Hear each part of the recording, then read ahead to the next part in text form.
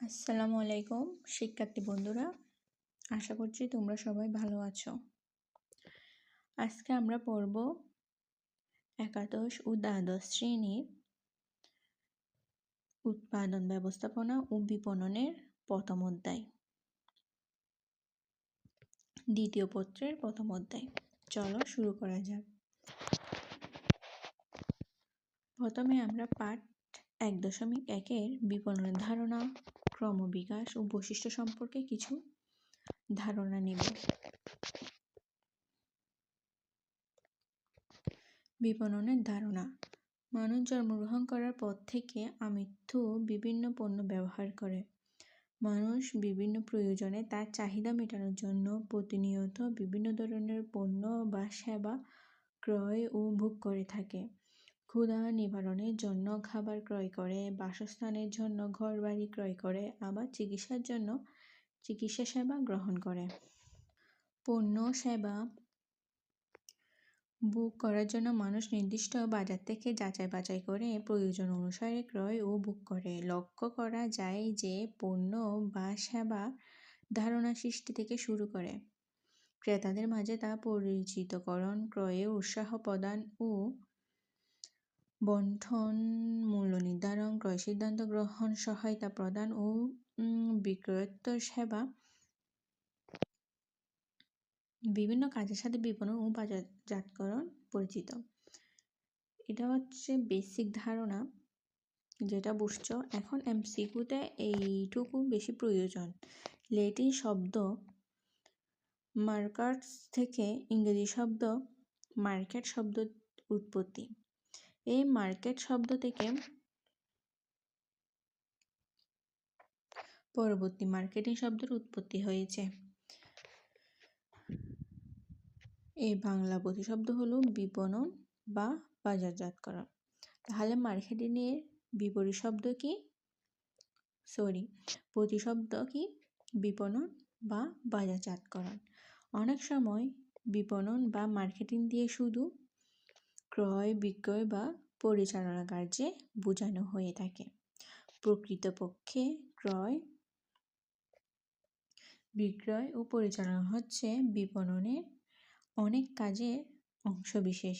বিপণন একটি পরিবর্তনশীল ও জটিল বিষয়।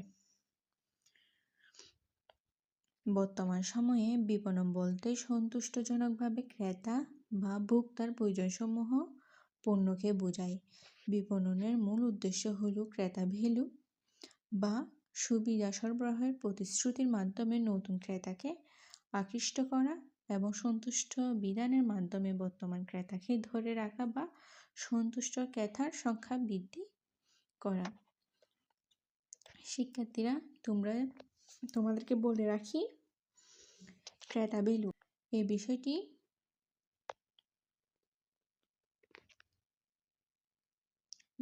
মানে প্রায় বুট কোয়েশ্চেন আসে, মানে প্রতি বছরই এই ক্রেতা ভ্যালু সম্পর্কে একটি না একটি প্রশ্ন থাকেই। এখন বলি তোমাদেরকে, ক্রেতা ভ্যালু কাকে বলে।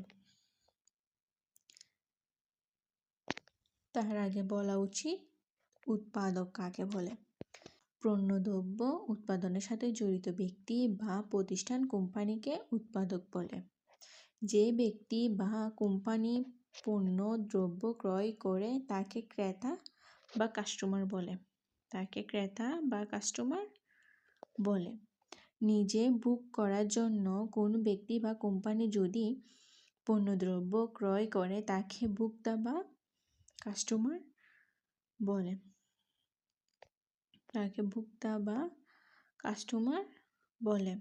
তার কোনো পণ্য ক্রয় ও ব্যবহারের ফলে যে সুবিধা পাওয়া যায় ও পণ্য ক্রয় ও ব্যবহার করার জন্য যে সকল ব্যয় বহন করা হয় তার পার্থক্যকে ক্রেতা ভ্যালু বলে। তোমাদেরকে আবারও বলছি, এই ক্রেতা ভ্যালু প্রতি বছরই একটি প্রশ্ন আসে। এটার প্রতি তোমরা একটু বেশি গুরুত্বপূর্ণ দাও বা মনোযোগ দাও। আবারও বলছি, কোনো পণ্য ক্রয় ও ব্যবহারের ফলে যে সকল সুবিধা পাওয়া যায় ও পণ্য ক্রয় ও ব্যবহার করার জন্য যে সকল ব্যয় বহন করা হয় তার পার্থক্যকে ক্রেতা ভ্যালু বা কাস্টমার ভ্যালু বলে। পণ্য উৎপাদন থেকে শুরু করে পণ্য ক্রেতা বা ভোক্তার নিকট পৌঁছে দেওয়া পর্যন্ত পণ্য বিপণন বিভিন্ন ধরনের কাজের সাথে জড়িত থাকে। বিপণনের কাজে 3টি পর্যায়ে ভাগ করা যায়। বিপণনের কাজকে 3টি ভাগে ভাগ করা যায়, যথা পণ্য উৎপাদনের পূর্বে, পণ্য উৎপাদনের পরে এবং পণ্য বিক্রয়ের পরিবর্তে।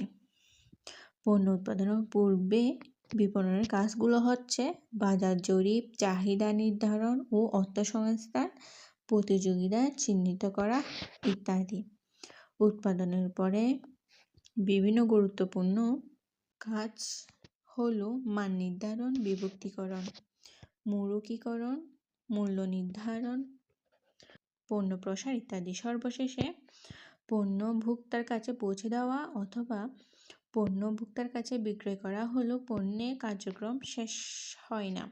ভোক্তার কাছে পৌঁছানোর পরেও বাজারজাতকরণের কিছু কাজ থাকে, যেমন বিক্রয়োত্তর সেবা, ভোক্তা বা ক্রেতা সন্তুষ্টি বজায় রাখা এবং বৃদ্ধি করা, মার্কেটিং এবং নানাবিধ কার্যক্রম মূল্যায়ন করা। এরপর আসি আমরা বিপণনের সংজ্ঞা। সাধারণত বিপণনকে একটি প্রক্রিয়া ভিত্তিক কাজ বলা হয়, যা ভোক্তাদের জন্য ভ্যালু বা সুবিধা সৃষ্টি করে, ভোক্তাদের সন্তুষ্টি বিধান করে এবং দীর্ঘমেয়াদী ক্রেতা সম্পর্ক সৃষ্টি করে ও বজায় রাখে।